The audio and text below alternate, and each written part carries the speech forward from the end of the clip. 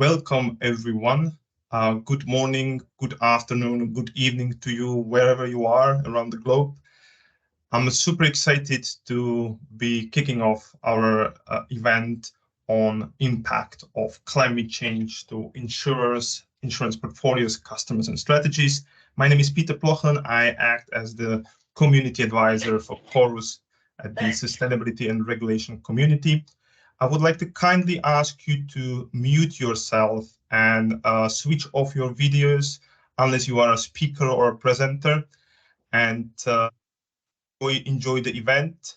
We are super excited to be hosting this first insurance-focused climate change-related event at our Sustainability and Regulation community.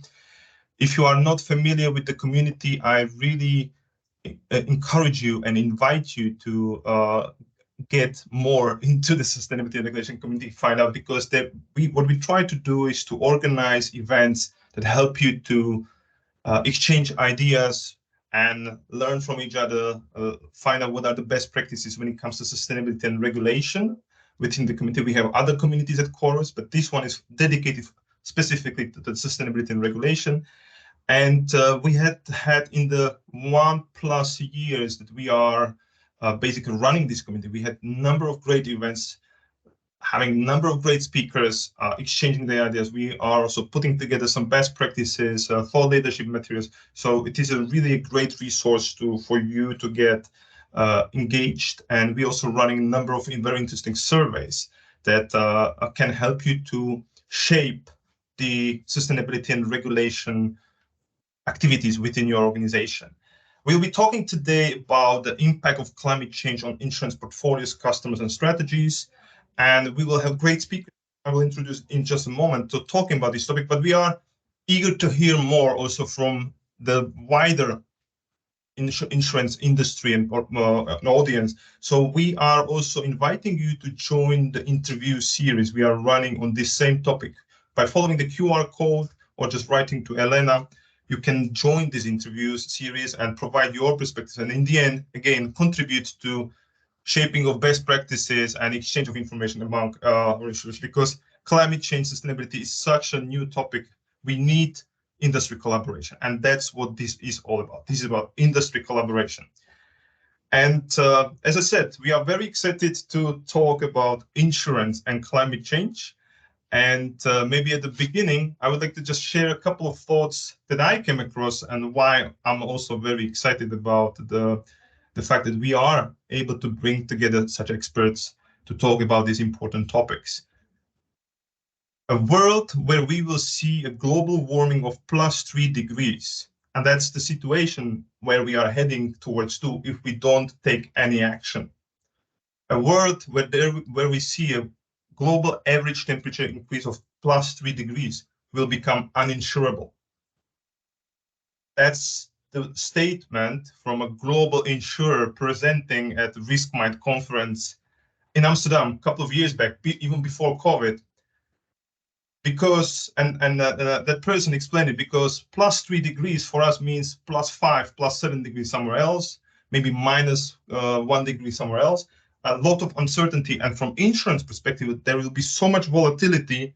And to protect against these adverse development, it would become very difficult to estimate, and the prices will become very high.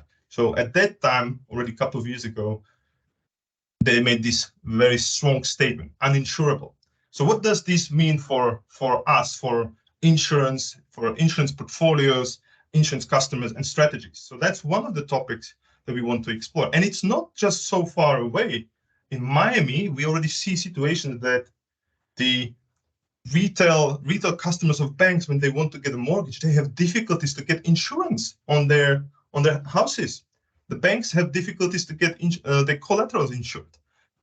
The old charts and statistical tables that prescribe the likelihood and severity of adverse events, climate-related events, do not hold and apply anymore. It's changing. Everything is changing. So this is one of many challenges that insurers have to deal with. But it's not only that. We see a lot of regulation, a lot of disclosures. I always like to see And I always like to say that the insurance regulations kind of follow the banking ones.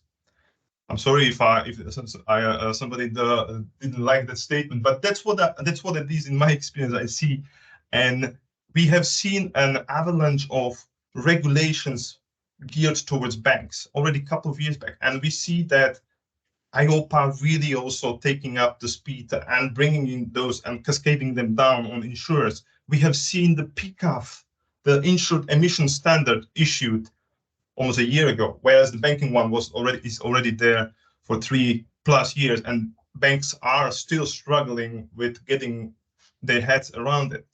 So a lot of new challenges from the actual underwriting risk side, a lot of challenges from the compliance, from the regulation side, and on the top of that, that's also another interesting thought that I had a discussion with my colleagues, is that it seems even that insurers are even more impacted by climate change compared to banks, because insurers have to deal with asset side, which is very specific, all the underwriting and insured risk that we have to rethink. But there is also the asset side, which is very similar to banks. So from one perspective, one could say that the insurers have to take the banking challenges, really the impact on their investments, which follows very much the credit risk assessment that the banks have to do. But on the top of that, there is also the asset side. So a lot of challenges for insurers, and we are very happy that we can help to at least facilitate the discussion. And as I said, this is really about exchanging information and learning, right? So I would like to invite you also to put questions in the chat box as we are discussing, going through the agenda. We have great speakers. Let me introduce them. We have Alan Bushen-Nafa, who is a partner and director of sustainability at TMP Consultants. Really, Alan is talking to financial institutions, insurers, bankers around Europe about their key challenges. He hears what's going on and also provides advice and tips. So he will share his lessons learned with us today in just a moment. We have Diego Sole from Generali Geniot. He is a product and international business responsible there, and he's going to share with us an innovative use case where ESG meets telematics. Very exciting discussions and projects to hear about. We see also climate change really pushing forward the innovation. We see financial institutions, bankers, and insurers alike really rethinking their processes and modernizing their process, digitalizing their process because of climate change. Climate change is a trigger, but where we realize we can't do this anymore following the old ways. We need to change. Climate change is often, we see the climate change really being a trigger for firms to change. And I'm also very excited that we will have João Mestre, the head of sustainability from Fidelijade, and Ludmila Prochocka, the sustainability expert at the corporate business side of Unica Insurance Group, joining us for the panel discussion. So when we look at the agenda that we have prepared for us today, we'll have first Adlan from TNP sharing his lessons learned and expertise and feedback he hears from insurers around Europe on the topic of climate change impact. Then we hear from Diego talking about the innovative use case in Generali. These will be each or a presentation of 15 minutes. And then we have a panel discussion where we will have all our experts together answering some of the questions, reflecting on the presentation. And also, if you have a question, please throw it into the chat box and we will try to also consider it in the panel discussion. And then we'll just wrap up. So that's what we have cooked up for you today. Very exciting and interesting agenda. So without further ado, I think I'll just pass the word to Adlan to kick us off with his lessons learned, tips, and experiences gathered from insurers around Europe. Good morning, everyone. I'm very happy to be with you today and to have the chance and the opportunity to discuss with you on the impact of climate change on insurance portfolios, and very happy to have this focus today on the insurance industry. Today, my presentation will be divided in two parts. The first one is the feedback what we have observed on the insurance market regarding the management of climate risk on insurance portfolios, mainly on the French market, but we some insight on the other markets. The second part is more a sharing session with you guys of one of our projects for French insurance leader. We helped the client to build a module to integrate a forward-looking climate change risk analysis. And we will see in my presentation that for the moment most of our insurance companies are still more concentrated on historical data, and it's really a big problem if we want to have a more prospective view of the impact of the climate change on the portfolio and how to mitigate the risk. Let's start with the first discussion on the feedback from the market, what we have observed with our clients. First of all, let me say that the question is very sensitive when we speak about how climate risk change is managed on the asset portfolio, because with investment totaling above 3,000 billions for the French market, French insurers, for example, have a very important role in financing the energy transition. I think that still more than 10% of insurers investment were still invested in sectors sensitive to transitional risk, sectors that produce or consume fossil energy, electricity, gas, etc. The share of insurance investments are localized in geographical areas subject to physical risk is very limited. This investment being mainly located in the European Union and in North America. So physical risk is not for the moment on the asset side. I'm really talking about the asset side of insurance portfolio, not liability side. Liability side, it's another topic. While the definition of climate risk appears now relatively consensual across insurance entities, the management of this risk remains to be improved. The breakdown of climate change risk into physical risk, transition risk, and liability risk refers to risk already known by insurers, allowing them to really capitalize on existing risk management tools and procedures, internal control, risk management practice, etc. Nevertheless, we can say that the multifaceted nature of climate change require new adaptation. Insurance today, entities favor on the asset side again of their balance sheets an assessment of climate change risk determined by the carbon footprint of the business sectors, because the insurers face the need to measure the carbon footprint of their portfolio, which is major consideration in analyzing climate change risk. They are very focused on the carbon footprint of their asset portfolio.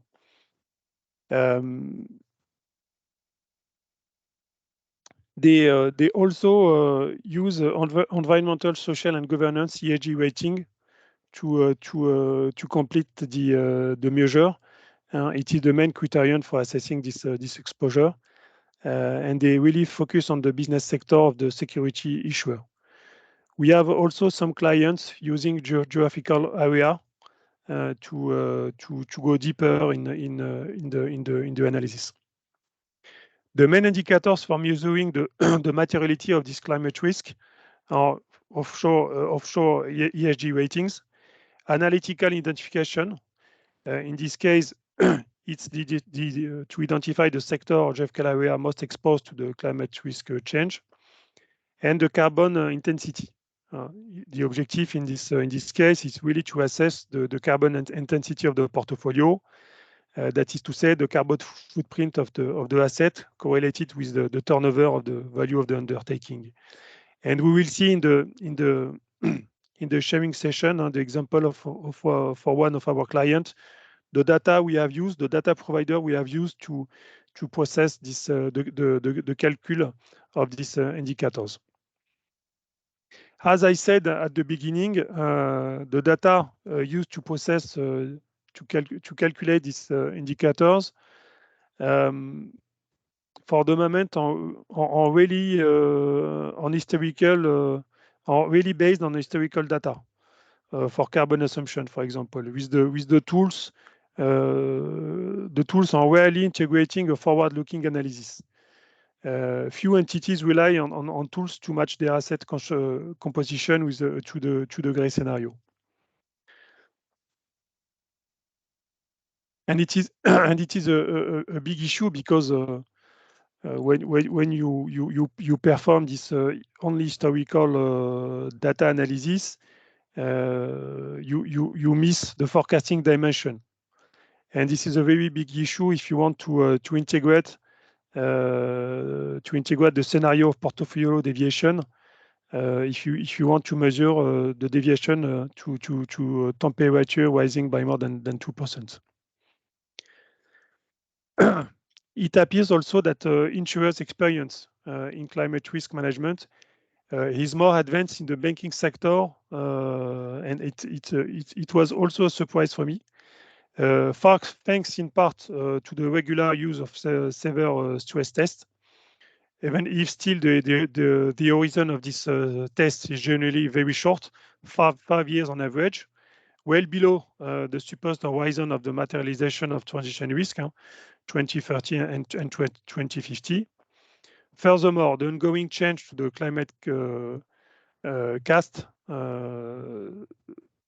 is still very difficult to assess just upon historical data used for calibrate the risk assessment models.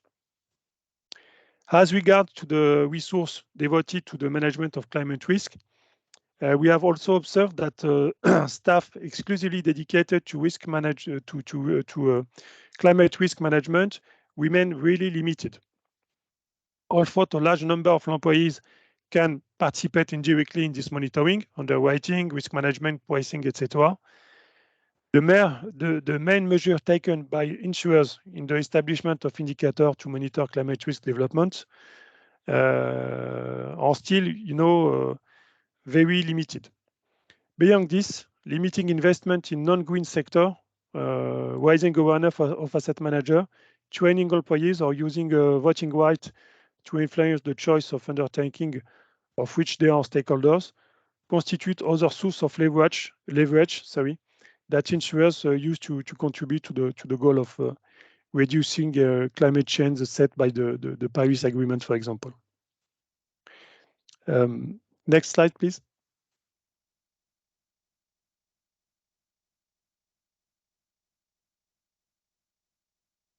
Next slide, please. This is just an illustration of the different measure taken by the insurance company to measure the climate risk within the asset portfolio. We talk about ESG rating is the more let's say indicator used by our clients, and you are just after the identification of the most exposed sector or geographical areas, and the carbon intensity also very important in the different indicator used by our clients.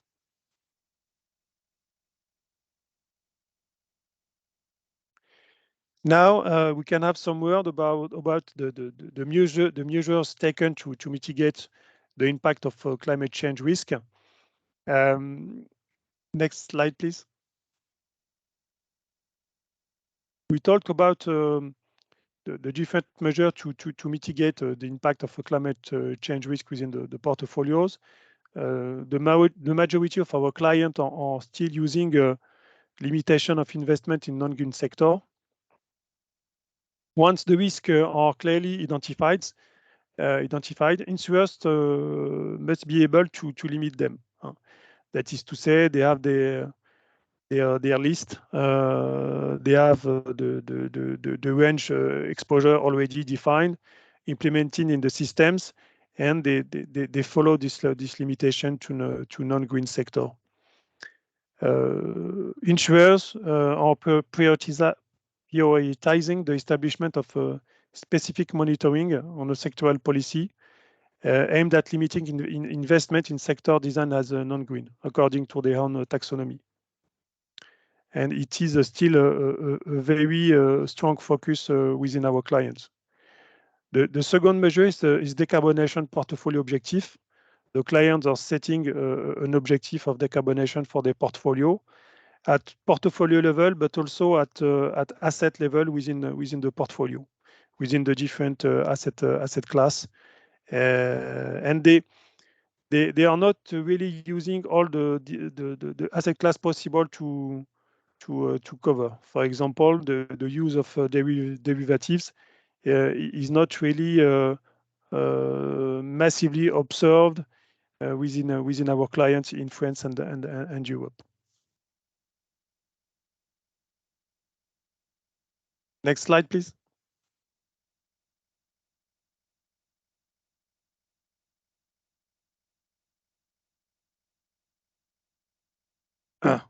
Thank you. This is a wrap up. This is a wrap up of the different measures taken. We made the focus only on the two more used within our client, but you can see here on the chart that you have a lot of measures taken. We can observe that it really depends on the size of the insurance company and the size of the portfolio and the asset under management. But what we have observed is in average, our clients use between 2 and 5 factors implemented in their tools and in their IT systems, and they use this 2 or 5 indicators to process their reporting and to follow the risk on day by day steps.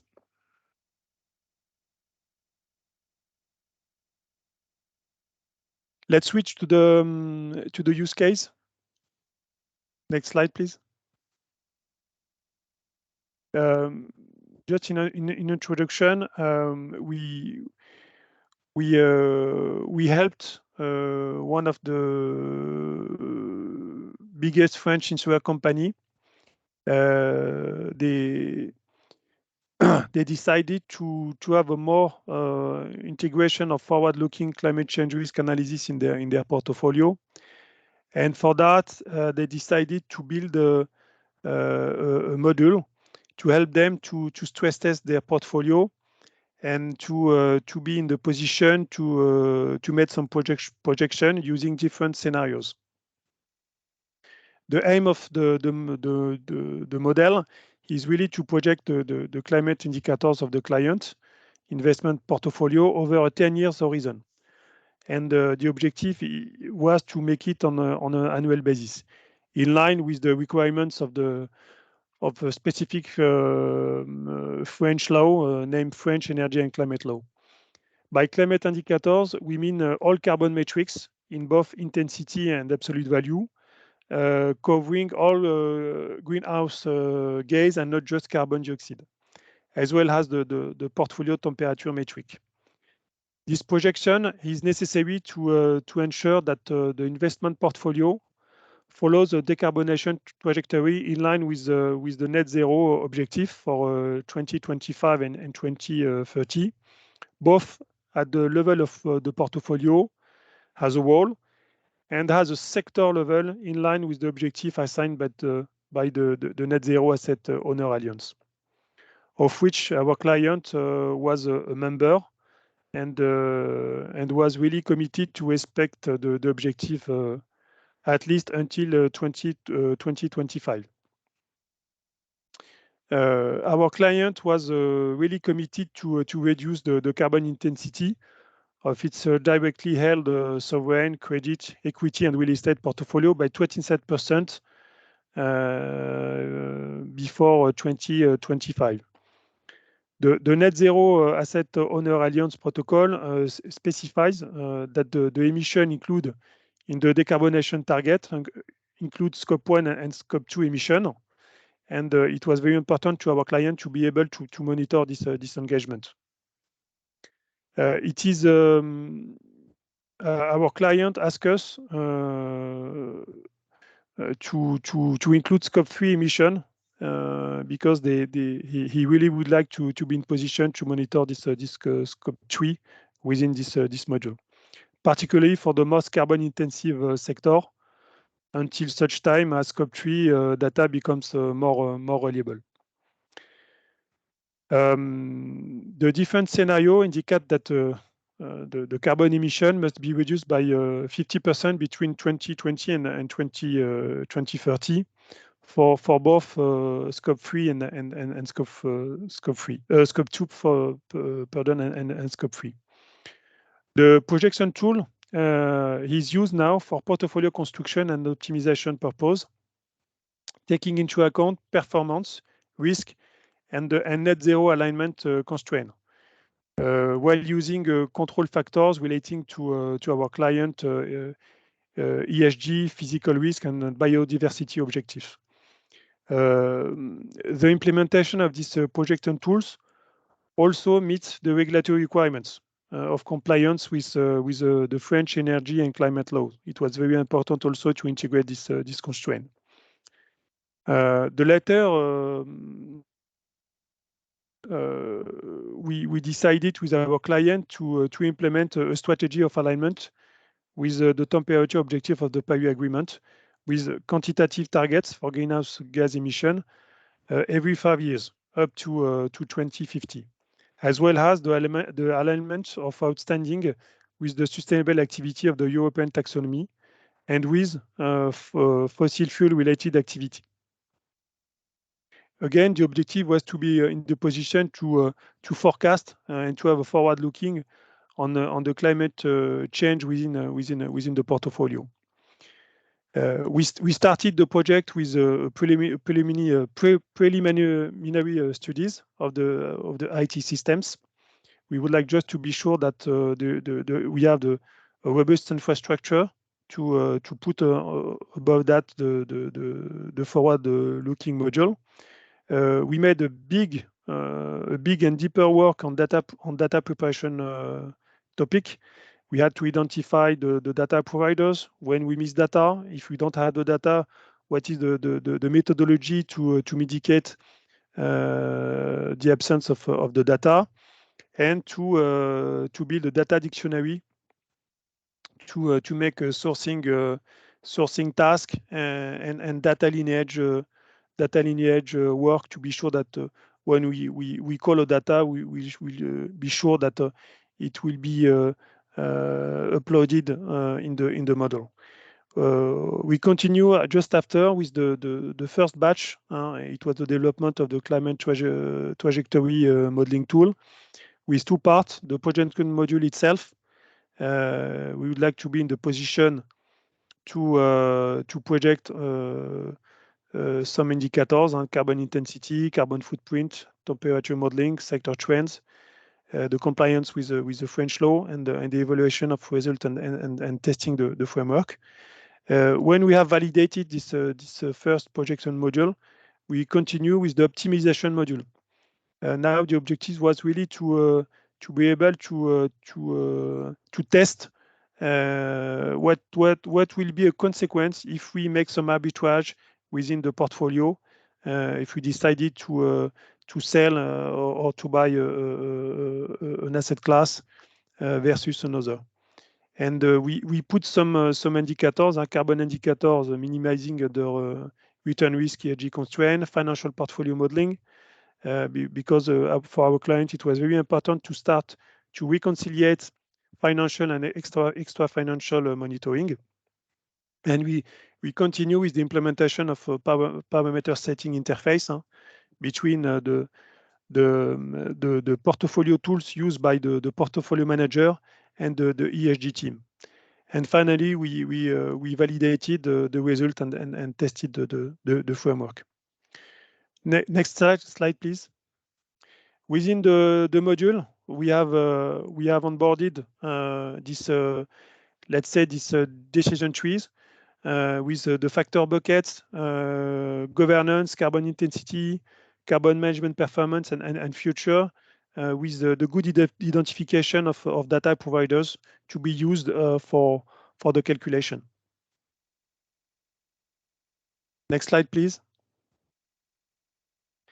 And the objective was really to be able to play some scenarios and to have, let's say, immediately the vision of this the impact of these different scenarios.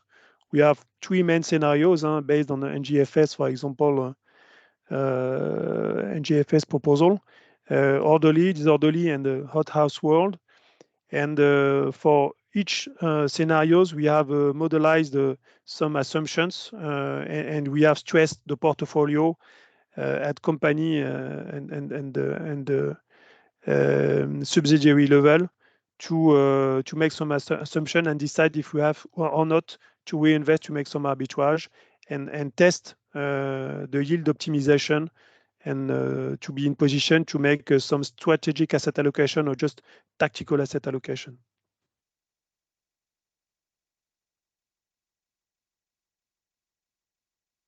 That's all for me. I hope it was very useful and I hope that you can reuse some of this insight on your business. Thank you, Adam. Thank you. I think it was very inspiring, particularly in the context of very practical, very concrete things. Because it's all when we have to start thinking about it, it's difficult to really visualize what needs to be done step by step, and the forward-looking space, of course, has a lot of complexity. So I think this was very helpful for our participants, and I'm also eager then to hear maybe also the feedback from our experts in the panel discussion. So thank you very much, Adlan, and we'll get back to the topic during the panel discussion. And I'm also super excited now to invite Diego on the stage to share their experience with a very innovative use case that they have cooked up at Generali. This work also collected an Insurance Innovation Award that we run together with Accenture and Chorus. So Diego, the stage is yours. Please inspire us. Thank you, Peter. So I am going to share my desk. Here it is. Good morning. I am Diego Sule, and I work in Generali Geniot, part of Generali Group. And today I'm going to talk about connected solutions, which is our main business in Generali Geniot. I'm going to give just a brief introduction to the ESG strategy of Generali Group, how our solutions impact the driving behavior and therefore the emissions and therefore the climate. And then I'm going to talk specifically about one specific initiative called MoveIn. So our ESG strategy. We have been working on environmental social governance strategy for many years now. Many milestones since 2004. Let me just mention that in 2007, we became participant to the United Nations Global Compact Network. That is the Universal Sustainability Principle guidelines within the United Nations.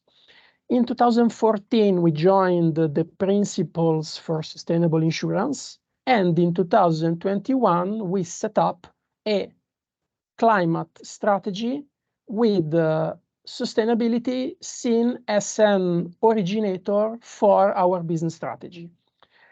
And we set up this strategy within what we call our sustainability framework, which links different factors and entities, and on three of which in particular we are focusing for climate-related topics. Because as a responsible investor, we, for example, reduce exposure to coal and unconventional oil and gas issuers, for example. As a responsible insurer, we focus on reducing insurance exposure to coal-related business, and we already are not exposed to conventional oil and gas-related business. It means that already it's out of scope from our underwriting business. And as a responsible employer, we are decarbonizing our operations with the target to reach a so-called net zero emission on our assets. And let's talk about our solutions and the impact on the driving behavior. Basically, telematics and IoT connected solutions, we think have a direct impact on society in improving the customer safety, improving the environment, which is all fully aligned to the United Nations Sustainable Development Goals. And we, as Generali Geniot, develop connected solutions for the Generali Group, and not only, because Geniot is the telematic service company of Generali Group, and we have an entire ecosystem of connected solutions, and we are committed to help our customers to improve their driving behavior. And therefore, the consequence of this is, on one side, reducing the risk, and therefore increasing the customer driver safety. On the other hand, reducing the emissions, and so having a positive impact on climate.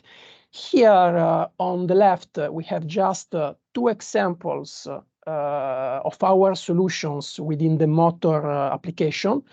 These two solutions, for example, have a real-time feedback that shows to the driver the driving behavior, and therefore this increases the awareness on the driving behavior into the driver, helping the customer to drive better, and therefore, again, reducing emissions and having a positive impact on the climate. Not only on the upper image, we have one solution that we have on the market today, which includes embedded in one telematic solution, not only assistance services, insurance benefits, but also a highway tolling system. So embedded in one unique solution, we help the customer to have no queue when paying toll on the highways, and therefore, again, reducing the emissions. But today, I would like to talk specifically on another initiative, which is called Move In, which is the initiative that Peter was mentioning before. And basically, this initiative is based on the fact that air quality is a concern, obviously, and large regions in northern Italy are implementing plans from the institutions of intervention in order to control and improve the air quality. Among these initiatives, one initiative is called Move In, which stands for Monitoraggio Veicoli Inquinanti in Italian. It means monitoring polluting vehicles. And this is aimed at pushing for new and innovative and technological ways to control vehicle emissions. By the way, this project is mentioned in a paper which is called Voluntary Local Review, which is aimed for the European Union, which sets sustainable development goals, among which there are initiatives aimed in reducing emissions. And so how does Move-In work? So there's an IoT telematic device. It's a black box to be installed on the vehicles. And this technologic device detects real distance done by the vehicles through GPS. Then it sends this information through data connection towards a dedicated technological infrastructure. And by joining this Move-In initiative, the customer will no longer be subject to hourly and daily blocks in force in traffic in major cities and major regions in Italy, but will instead monitor it through the total amount of the kilometers traveled in any time slot, and setting for each vehicle depending on the type of the vehicle and on the environmental class of the vehicle, subjected to a maximum amount of kilometers that the vehicle can do in a year. In this way, the regions, on one side, controls and regulate the kilometers and therefore the emissions, and set some limits to the users. The higher the limit, the more polluting and the older is the vehicle. So what did we do as Generali Geniot? We basically joined this initiative officially through our IoT telematic devices. So last year, we launched this through one of the insurance companies of the Generali Group, in this case, Genertel, so the direct insurance company of Generali Group in Italy. And so Genertel customers today can have, by subscribing this motor insurance policy, beyond having the advantages of having a behavioral insurance tariff, beyond having value-added services such as the emergency call or digital services in-app or stolen vehicle recovery services, they have also, since 2022, the Movin participation membership free of charge. So it's an additional value-added services from our point of view that we are giving for free as an increase of the value proposition to our customers. And basically, therefore, the customer journey sees the customer that, as I said, subscribes the policy. Then he can register on the official Movin app, an app that comes from the Italian institutions. And thanks to Geniot, the customer will not have to pay the amount that usually a normal citizen should have paid, which is 50 euros for the first year. Then the customer should install the device, and then the service will be activated, and he will have this monitoring of kilometers activated, and he will be able to circulate with limits, having the kilometers monitored in the regions and in the cities where there are limitations currently in place. And therefore, we see three main benefits from this initiative, which is also linked to what I was saying before in general, correlated to all our connected insurance aimed to the motor applications. So first of all, reducing the driving risk, thanks to the real-time driving behavior engagement of the customer, but also reducing emissions. And we estimated 70 kilograms of CO2 per year, per user, per vehicle. And therefore, also saving fuel costs. And we estimated an average 50 euros fuel saving per year. And that's all from me for the moment. Thank you. Thank you, Diego. It is always very refreshing to see concrete projects being done. This is how you actually drive down the emissions. And it doesn't have to be about just showing us we are nice. There are a lot of other benefits, and that's the beauty of it. The decarbonization doesn't have to be about just pushing us blindly the carbon target. It always can, or it should come hand in hand with other benefits, because there are typically a lot of other benefits. Decarbonization comes hand in hand with efficiency improvement, and that's sometimes not always visible. And we will hear a lot about decarbonization going forward in the coming years. The European Union has clearly set targets on decarbonization, 55% emission reduction, net zero industry standards. We have discussed this quite extensively with our banking community members. And the same thing is going to happen, and it's happening already at the insurance side. So thank you very much, Diego. And I'm very excited now to open the panel discussion, where we will have also Joao and Ludmila joining us. And I invite the participants to throw questions in the chat box. I also would like to ask my colleague Elena to help me a little bit if I miss some of the questions from the audience, so that we don't miss those. as I focus on our members. So I will start and maybe giving the floor a little bit to Joao and Ludmila, who just joined us. And maybe I will start with Joao as a sustainability head at Fidelijade. What do you see climate change really bringing to your insurance organization? Do you see it more as a compliance effort? Is it a risk? Is it a threat? Or is it an opportunity? Where do you stand on that? And yeah, how does it impact your day-to-day job? Well, hi, Peter. And first of all, thank you very much for the invitation. It is a pleasure to share the stage with such inspiring speakers. Well, for sure, climate change is a huge opportunity, to be honest. Well, being in the insurance sector, widely understood usually, not understood in this case. Risk and opportunity, I think, are the same. There is no business for an insurance company if there is no risk.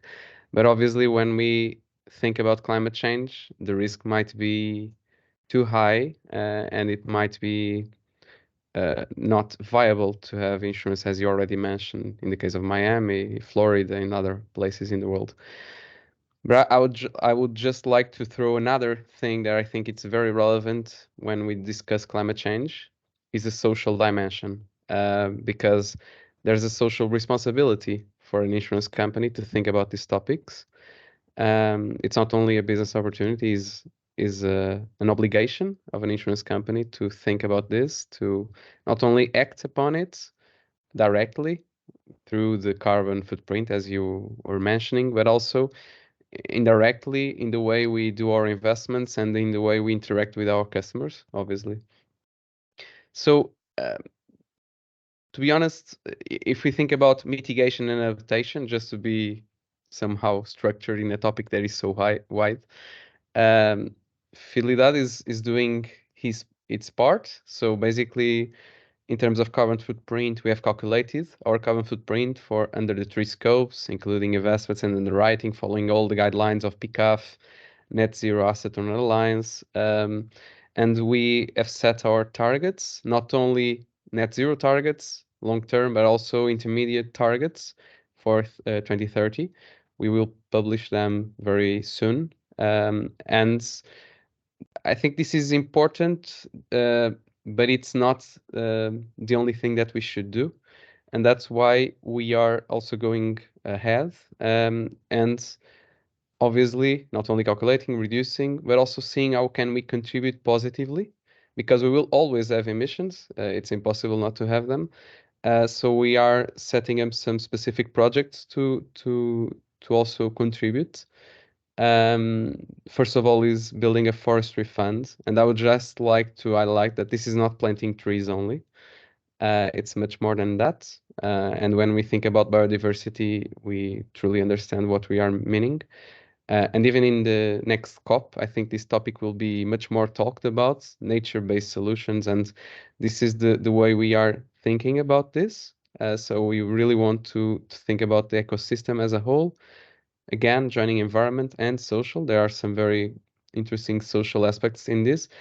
And being based in Portugal, very affected by wildfires, having well-managed forests, it's something that is very interesting for us in a risk management perspective. And again, as social responsibility. We're also assessing technological carbon capture, and it is known by the IPCC reports that this is also needed. So we are assessing them and understanding which are the solutions that make more sense to contribute. But when we go through the major things that an insurance company can do is really to change the way it interacts with its customers and the way it defines the way it invests.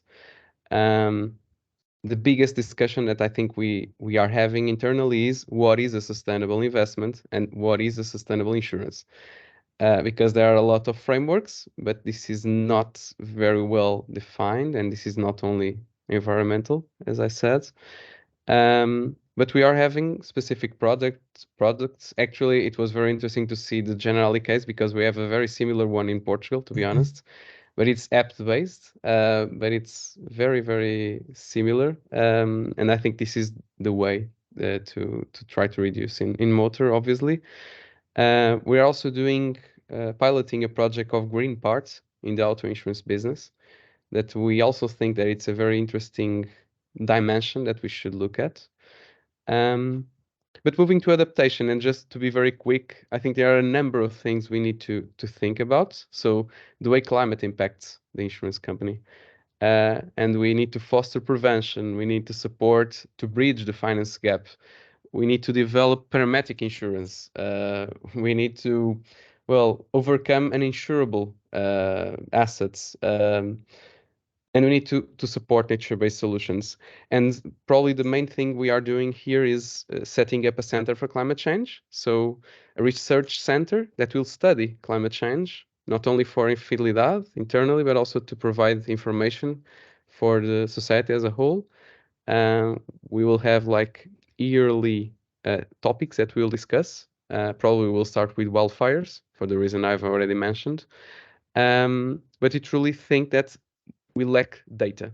And in an industry that is based on data, it's a little bit troubling. How can we do the right thing without knowing what we are talking about? So that's why we are investing heavily on the topic. Thank you, Joao. I what really caught my interest was this research center for climate change.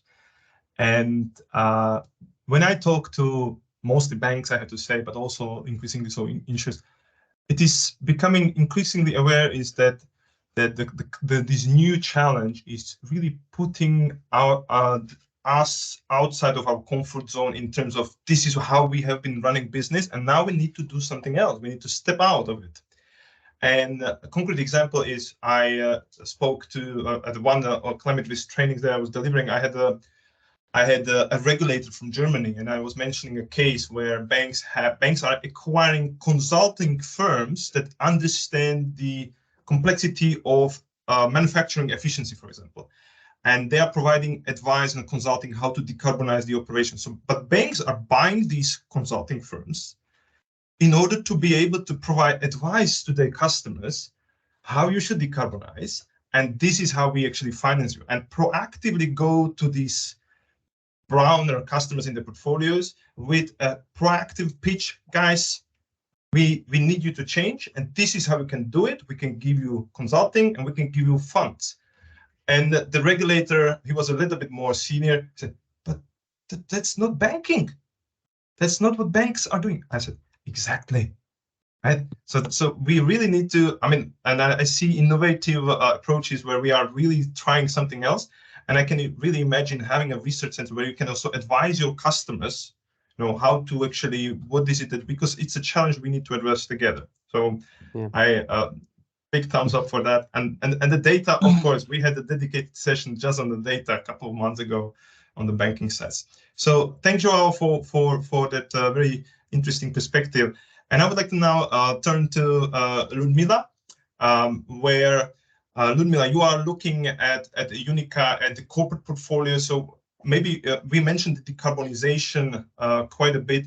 Can you maybe share a little bit perspective on what decarbonization means really for your corporate portfolio at Unica, and what are the strategical steps that and activities that you are considering to decrease the carbon exposure in your portfolios? Thanks, Peter, and thanks for inviting and really starting the ball rolling for insurance as well. Appreciate it. Well, decarbonization will look for corporate portfolio specifically, I can talk. We can look from two angles, let's say. Let's call one angle standardized for the whole industry, and the second more broader. So as part of insurance community, so Unica, of course, is part of the decarbonization commitment, and it started not today. It was back in 2018 when the first official public commitment for stepping out coal-related businesses was in place. And since that, it, of course, became more broad. So it, of course, includes now and crude oil and natural gas. So that's what we call standard. But it doesn't mean it's easy, yeah? Because it's not just we say, okay, step out. It means quite a lot of work with clients. And this is one of the things. So we work on our decarbonization commitment. Also, UNICA is a member of Green Financial Alliance, the Austrian initiative, which has quite granular requirements on decarbonizing the underwriting portfolio. Aside of that, we say broad decarbonization. Of course, we came up with portfolio analysis, and this year we basically completed the underwriting portfolio analysis regarding emissions and ESG risks. And with emissions, from this year on, we also say decarbonization for emission-intensive industries. So we see basically that our portfolio, and I guess for my colleagues, it's also not a surprise that the Pareto principle is also valid when we see that 15% of our clients generate around 80% of the CO2 equivalent emissions in the underwriting portfolio, with the rest being not that impactful or significant. So we already defined the most impactful industries in our portfolio that impact most the CO2 emissions. And currently, if we say strategical steps, we elaborate on engagement strategy. Because if we say what's the basically main bottlenecks for decarbonization, I would name two. First, of course, data, which was already named, because when we say the biggest emitters, then it's of course mostly we're talking about huge companies that are that have publicly available information about their climate neutrality commitments and interim goals, etc. But the vast majority of portfolio, this is dozens of thousands of companies that belong to middle and small enterprises, and barely there is data about them, basically. Of course, there are tools currently on the market that allow to acquire data, mainly on invitation-based, which is also not that easy if we think about the scale. And the second thing, so the data is one thing, and the second thing is engagement, because when we say banking, when we say investing, then we can imagine engagement. But when we say insurance, corporate insurance, it's not where you see the client. So, and engagement for us mainly in the moment means the data monitoring or receiving the data. And of course, we are now considering strategically more direct engagement with the clients to not only see if they are committed to certain decarbonization targets, but also, of course, if those targets and interim targets are relevant and valid. And of course, overlooking the ESRS, which currently I would say we are just investigating for us for underwriting portfolio, but of course we already understand that it will require more direct communication with even bigger customers for more granular environmental, more granular social targets and their strategies. Thank you, Ludmila. I like the point about the engagement difference when you are talking about underwriting versus investment. That's an interesting perspective to have. And yeah, the data we have on the banking side, we have ECB saying the head of ECB and the chairman of the NGFS saying we are aware that there are risks coming from you guys acting on limited data. We know that. But the risk of no action is even higher. And so, so good luck with that. That's basically the message from the regulator. That good luck with that. Yeah, it's not an excuse. No data is not an excuse for the regulators, basically, and we just need to find a way how to. I was amazed when the ECB or the EU-wide climate risk stress test, banking stress result were shared. And the banks, among other things, they had to produce information about the carbon footprint of their main portfolios, counterparties. 70 or 80% of the carbon footprint information on the key customers of leading European banks was based on proxies. Yeah. Right. Assumptions and estimations. That's right, what so, we heavily yeah. use. That's the world we are living, and we have to and we need to find a way how to deal with that. So definitely data, and the idea is that we as we go forward, we actually are going to decrease that proportion by industry collaboration. For example, in Austria, we have a great collaboration done by Österreichische Kontrollbank, where they have one ESG data hub where all the banks are invited to send their customers, please report your information here. And then the corporates customers, they put it there. And oh, well, we don't have carbon footprint data. Well, no worries, because we already have in the database collected information on 100 similar corporates like you guys, so we can help you to come up with a reasonable estimate, which is based on something. And those kind of initiatives, we had the Österreichische Kontrollbank joining our event in May, so that was quite a very interesting discussion. So I'm also eager to see what initiative like that we can see also on the insurance side. So Ludmila, thank you very much. Now I would like to maybe invite Alan back on stage to see, Alan, we have seen great presentation from Diego, some thoughts shared by Joao and Ludmila. Maybe you can also provide your reflection on that and how maybe you see that in other insurers, and maybe you can also share a little bit where do you see for insurance organization the biggest added value of the arriving sustainability disclosure requirements, because we have opened that topic for banks. We haven't really Ludmila started the ESRS. So what are the biggest challenges, and what is the value? What is the value? Let's focus on the bright side. I always like to focus on the bright side. So, Alan. Yes, we will try to give some insight on the benefits, because I think we will have some benefits with this regulation, but we have also some very big challenges as for the banking sector. Let's start with the benefits. The first one is obviously the transparency.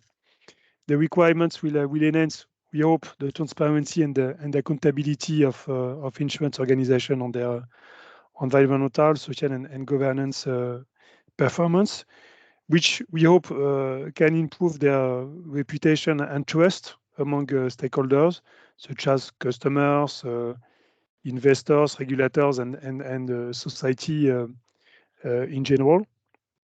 The requirements will also encourage insurance organization to integrate more deeply ESG factors in their core business activities, such as underwriting, investing, product development, and risk management. We discussed on the risk within the portfolio of insurers. This can really help them to identify and size new market opportunities, reduce risk and cost, and drive innovation and we hope value creation. And the idea is to be more efficient in their way of the issue product and services and monitor them under this constraint of ESG.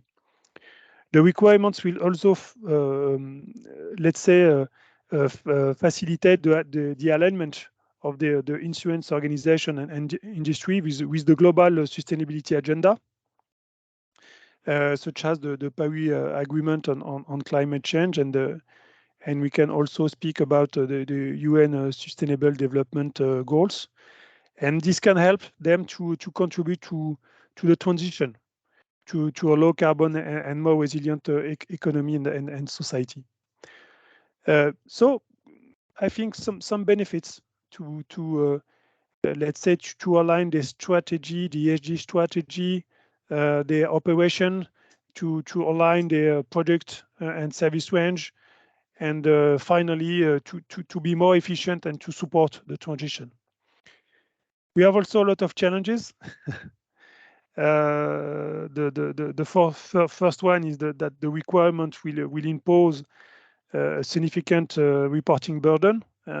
Insurance companies are already, used to deal with a lot of reporting requirements, but it's a new one, and they have to adapt their organization to this new constraint, especially insurance that operate across multiple jurisdictions with different overlaps between disclosures frameworks.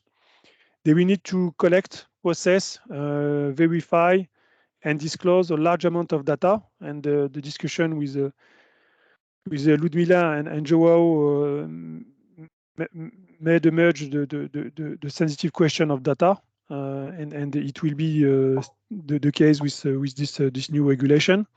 Data will be key, and how to address the lack of data, and what is the approach, the methodology, the mitigation plan used. Regulators are expecting to trace, to have a traceability on that, on the different decisions. The requirement will also expose insurance organization to greater scrutiny and expectation from stakeholders, such as customers, investors, regulators, and society. They will need to really demonstrate that they are not only reporting on their ESG performance, but they are really also taking concrete action to improve it. The risk is to be requalified on greenwashing, and it's a disaster for the reputation.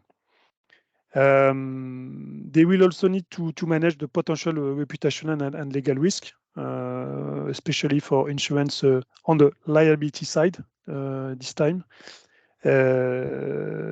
Legal risk arising from any gaps or inconsistency between their disclosure and their actual performance. Last point, I think that the requirements will also require insurance organization to adapt to their evolving ESG landscape. Regulation is moving. We have a lot of text to be implemented in the organization, and they have to manage different standards, referential, etc. It's a multiple task, multiple dimension to be integrated in the more efficient way. Evolving ESG landscape, such as the emergence of new standards, metrics, methodology, best practices, etc. And they will need to. They really will need to keep abreast of the latest development and trends in ESG reporting, and ensure that they are aligned with the expectation and requirements of their stakeholders. Just in few words. Thank you, Aaron. I think the evolving landscape is an important consideration. I like to say when advising banks and insurance also that for example, when we're setting up some framework, we need to be prepared to scrap half of it next year and build from scratch because NGFS has suddenly produced a new benchmark, which makes it much easier for us to use it rather than having, and the same goes for emerging of industry best practices. Liability risk, the more kind of legal risk stemming out from these disclosures is an interesting component, especially when we think about the corporate sustainability due diligence directive arriving at some in a couple of years to Europe. I know in France you already have some version of it, but which really puts forward the legal requirement for firms to take actions to mitigate environmental and social risks. And when you say something in your report and you do something else, now there is clear consequence stemming out in the form of a legal case that we will very likely see many more of them once this comes into play. And I'd like to point also to one big benefit, which was already touched upon, is the lack of data that we are facing, especially in our portfolios, but also when dealing with corporate customers, that Ludmila mentioned. And so it's not just us insurers that we have to deal with these requirements. It's also for the customers. So the customers will actually submit that information, which will be auditable, and so it will be a great help to get the data from. And I see already firms, insurers, and bankers preparing for that. If you have a couple of thousand corporates in your portfolio, what are you going to do with these couple of thousands of disclosure reports that are coming up, your direction? So when we see also application of innovative approaches such as AI, reading scripts prepared to actually digest all that information in a structured way, so we could actually get a better and a quick feeling of what the information is going to be stored in those reports. And so that's one area that we see financial institutions looking at as preparation for this avalanche of available disclosures coming our way. And speaking of innovation, I would like to maybe get back to Diego. Diego, you shared with us a great very concrete use case of innovative IoT example within the car fleet, let's say, portfolio. But thinking maybe a little bit broader, what do you see? Where do you see the role of connected insurance, IoT, and innovation when we are thinking about responding to climate change from an insurer perspective? Well, what do you see it that it will be fundamental for this in the next 5 years? Do you see it's pretty much where we are? What are your views? Because that's your basic daily bread, right? So that will be very interesting to hear, I think. Yes, thank you, Peter. So obviously, from our side too, we see a dramatic increase of frequency of climate-related events. And unfortunately, especially in Italy, due to the hydrogeologic risk that we have in our country and the morphologic shape of our country, we have a huge increase of events such as water floods or ice hail or wildfires. And so this is a fact, and it's affecting not only our customers, but citizens in general. And so our approach would be, on one hand, to work in order to find solutions to, on one side, reducing the risk exposure towards the customer, but also to make some risks underwritable.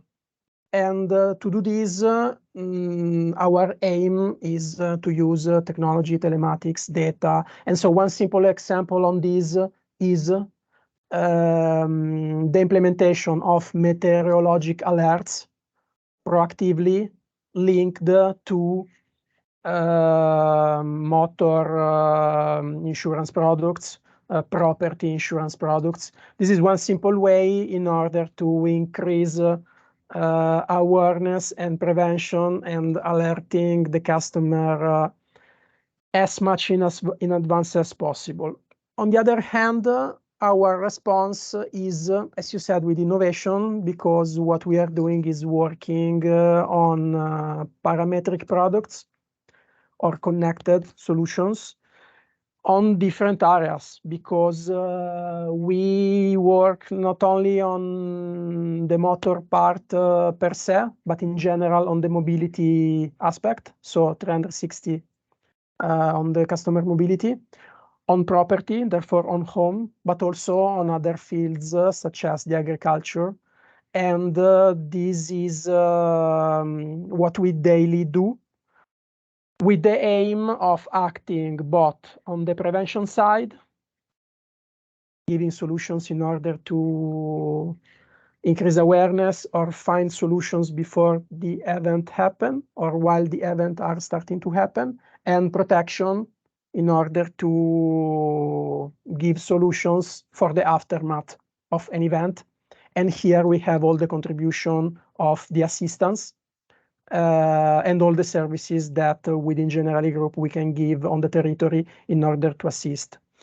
And I would conclude saying that one very crucial aspect is the increase of awareness towards the people, especially in Italy, because I have to say that, as a stupid example, home insurance in Italy is very low in terms of penetration compared to other countries elsewhere.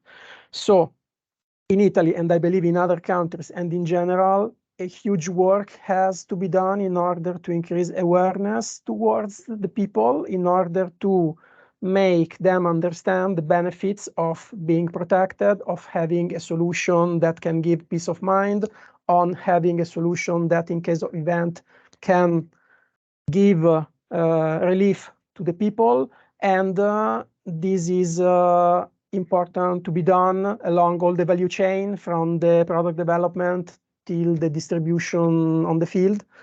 This is something that we deem very important in Italy, and not only in Italy. Very interesting, Diego.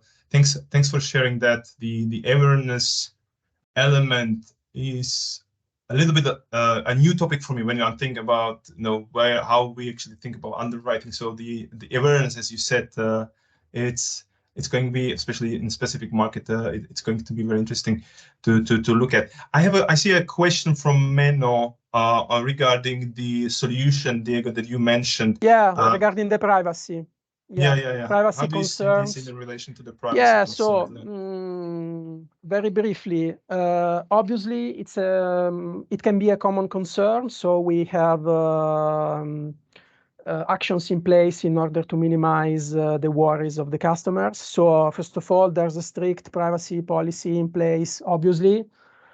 Data, secondly, it's used in order to give services. So to execute emergency call, to find a stolen vehicle, to give the find vehicle functionality in the app, to aggregate information in order to evaluate the driving behavior. And so we make it very clear to the customers, or at least that's what we try to do, that data is not used against them. So if the customer is speeding and he has an accident, we are not using the data in order to avoid doing what we have to do. And let me say that it can be surprising by doing market research in Italy, but not only in Italy, how much the potential customers are willing to give the usage of their data in exchange of value-added services. So what I think is the key, more than being clear, more than being strict on what we do, it's to make customers and prospects understand that there's a key value on what we propose, and that's what make the customer overcome any worry about giving the usage of some of their data. Somebody said giving a carrot works much better than using a stick. Yeah, I agree. Thank you, Diego. I'm cautious of the time of our speakers and also our participants. So I would like to do a kind of a last wrap up, do a round across everyone. And just if you can, in 1 minute, digest everything and think of what is the key thing I need to work within the next year and what would make me really happy in 1 year from now on that we could say we have done this at my institution. Like the one thing that you really would like to have done and will make you very happy within 1 year from now on. So I would start with Ludmila. Yeah, nevertheless, we talked about rather decarbonization and data, but what would make me happy is rather laying in another area, and these are the sustainability components for products and for supportive circular economy, because that's where I see the biggest challenge currently, and that's what we are truly trying to develop for the market. And the challenge starting from identifying what you call sustainable, what is, for example, sustainable reconstruction, yeah? How would you price it, and how would you adapt your operational systems for this? So there is a whole bunch behind it, but the happiness comes when we really come out to the market with really qualitative sustainability components for the product range. A corporate walks into Unica in Vienna. How can you help me with sustainability? And Ludmila comes, these are the 5 products I can offer you. What would you like to have? Something like that. Yeah, I'm a personal fan of circular economy. So basically, if you tell me that you have a very good solution that allows to reconstruct, rebuild, and not buy new or create new, yeah, that would be really something truly great. But of course, the materials should not burn too fast. I see. Thank you very much. Joao, what is at your mind? I would give just 2 notes, one external to the company, let's say with the relationship with our customers, and the another one internally. With our customers, I would be very happy if we can start effectively changing behaviors. It should be very easy because we are making them change to the things that I think they want to do. But this is still difficult because everybody wants to be healthier, everybody wants to have less accidents, reduce carbon, all of that.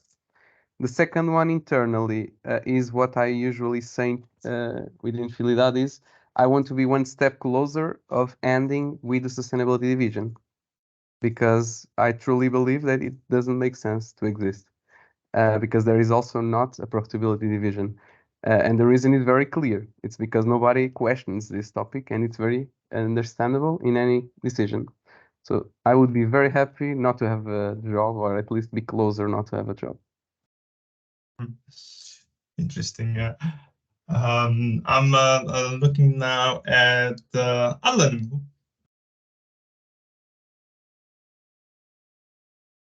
On my side, I will be very happy if the insurance sector start to adopt more quickly, to adapt a more robust framework and methodology for assessing, measuring, reporting and mitigating the exposure to physical, transition and liability risk arising from climate change because they are directly exposed to that.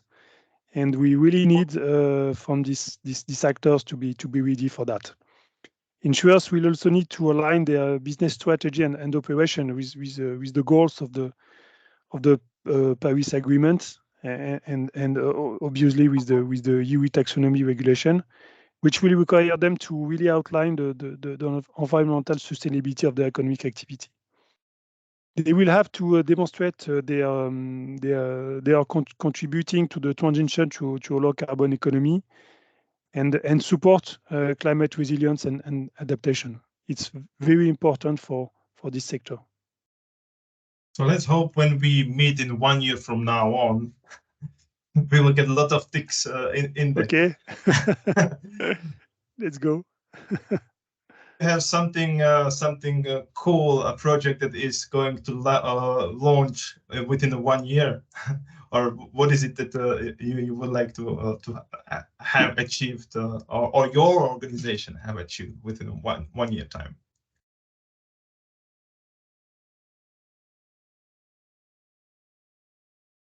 Diego, can you hear us? Yeah, sorry, now yes.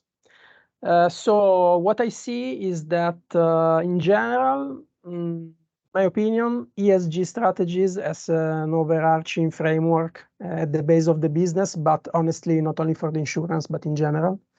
And in particular, I would see, again, technology, data, connected solutions for proactivity. So I see proactive solutions, proactive prevention, proactive protection in order to have greater impact towards the customer and the consequences that we can have an impact on. Thank you, Diego. And that concludes our round of discussion for today's meeting. I saved an observation from a banker that I spoke to, which I think will really resonate with what Diego just shared. And the person I spoke to in one of the biggest banks in the world was responsible for the climate change program. And he said the climate change is the greatest big data project for our bank.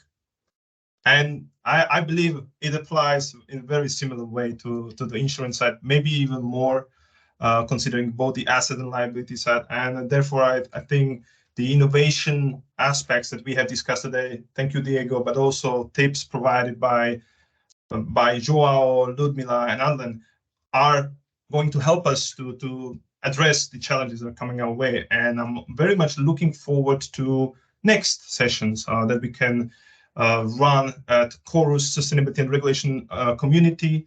I invite participants, our speakers, to join the community, to sign up, become members, and follow what we are happening. Please feel free to share feedback, send us to me or Ludmila or in the chat box what you liked, what you didn't like, what are the topics you would like to discuss. And we already have a number of topics lined up for our community members for the rest of the year. We have a green tech discussion for the banking sector. We have also a physical meetup together with our partner, the TMP Consultant and Adlan, talking about the shaping sustainable future, unlocking potential through regulatory reform and financial innovation and technology. So again, touching upon the work and innovation that we discussed. And we have some other online events coming up later on, looking at the CSR and organizational models, how financial institutions are addressing organizationally the challenges of these new regulations. That survey is still ongoing. You can still join by following this QR code. So if you would like to be part of the benchmark, provide your perspectives, how you are organized within your institution also, and very importantly, receive feedback as well, how you actually align with others. So feel free to still join us. So there will be a dedicated event discussing the result. And towards the end of the year, we have one more online event talking about the regulatory frontier. And that would be all from our side, from the Chorus side. So I would like to thank especially our speakers and experts, Diego, Joao, Ludmila, and Adlan. Thank you very much. Big applause for you. And I would like to thank our logistical team from Chorus, and very much I would like to thank all the participants, all the people who have registered for today's event, found the time to spend it with us. And I would like to remind also everyone that this event was recorded, so there will be a recording available, which you can then watch at any time. You can pass to your friends, to your grandmothers, to, hey, this is what I have been doing. Look, I'm famous. So yeah, please feel free to use it. And we are very much looking forward to our next event and welcome you there. Thank you very much. Have a great day. Thank you. Thank you. Bye-bye. Bye-bye. Goodbye.